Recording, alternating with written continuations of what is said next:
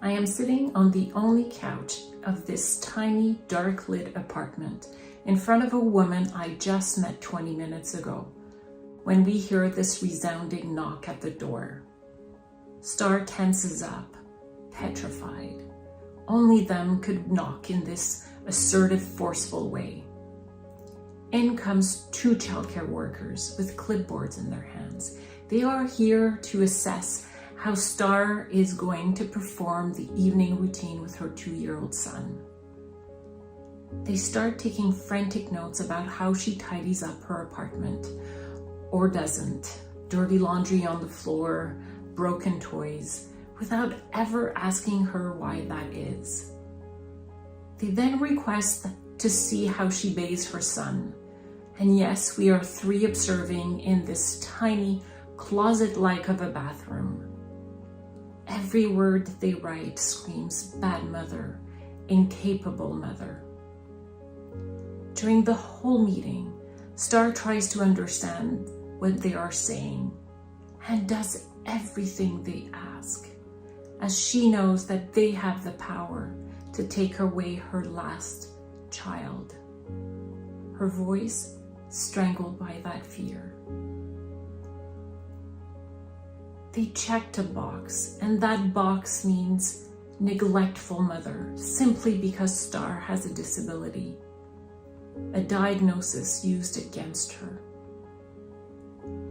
I worked with Star, and with so many others like her, psychologists who did as much as I thought I could. Sometimes it helped, and other times, all I could be is a witness to the gut-wrenching removal of their children, powerless. So when I became a disabled mother, when my son was 16 months old, I wept. I couldn't stop. The fear was too great. It kept me up at night.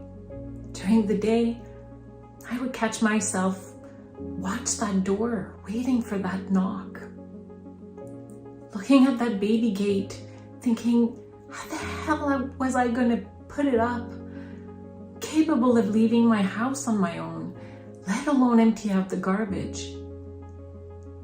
Thinking of Star, unable to go down to the laundromat because of lack of accessibility. She was me, and I had become her. All I could think was, are those good enough reasons to remove a child? To remove my child? No one came. No one. Nobody ever knocked at my door. Nobody ever called my house. I was a single mother with a recent acquired disability scrambling to keep it together, and society had determined, without needing me, without even asking me, that my son was going to be safe in my care. And even though it baffled me, deep down, I knew why. If I am similar to the parents I worked with, I am also quite different. I own a house in a family-oriented neighborhood. I have a large network of support, and I am a well-educated white woman. But I couldn't speak of this injustice, not yet, as I still felt I needed to hide, just in case they would change their minds about me. Rendered voiceless by the fear and the guilt of being protected, yet happy that my son was in my care, no matter the reason. If we want the world to change, we need to be part of the solution. And for me, it is to show that disability alone does not impede parenting, but lack of accessible housing, lack of accessible jobs, and biased attitudes do.